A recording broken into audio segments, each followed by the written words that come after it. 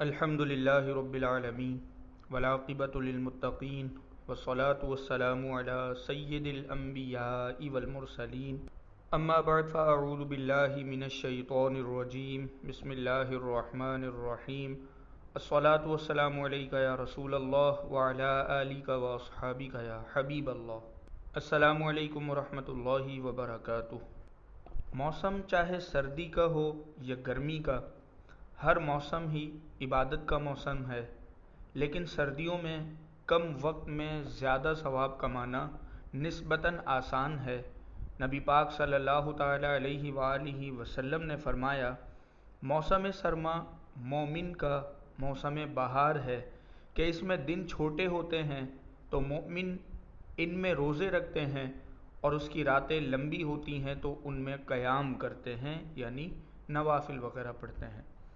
ہمارے بزرگان دین رحمہم اللہ تعالی اجمعین موسم سرما کی آمد پر خوش ہوتے اور اسے عبادت میں اضافے کا موسم قرار دیتے، جیسا کہ حضرت سیدنا عبداللہ ابن مسعود رضی اللہ تعالی عنہ موسم سرما کی آمد پر فرماتے، سردی کو خوش آمدید، اس میں اللہ کی رحمتیں نازل ہوتی ہیں کہ شب بیداری کرنے والے کے لیے اس کی راتیں لمبی ہیں اور روزہ دار کے لیے دن چھوٹا ہوتا ہے۔ اللہ تعالیٰ کے نیک بندے سردیوں کی راتوں میں عبادت کو محبوب جانتے تھے، چنانچہ حضرت سیدنا عیسیٰ علی نبینا وعلیہ الصلاۃ والسلام کے حوالے سے منقول ہے، سخت سردیوں کی راتوں میں نماز پڑھنا میرا محبوب ترین عمل ہے۔ اور امیر المؤمنین حضرت سیدنا عمر فاروق رضی اللہ تعالی عنہ نے فرمایا، سردی کا موسم عبادت گزاروں کے لیے غنیمت ہے۔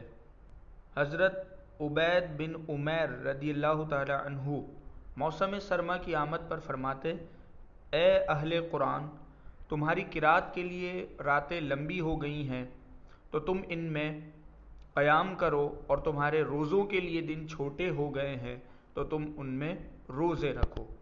حضرت سیدنا ابو عبداللہ محمد بن مفلح رحمۃ اللہ تعالی علیہ فرماتے ہیں کہ سردی کے موسم میں رات کے اول حصے میں اور گرمیوں میں دن کے ابتدائی حصے میں ختم قرآن مسنون ہے۔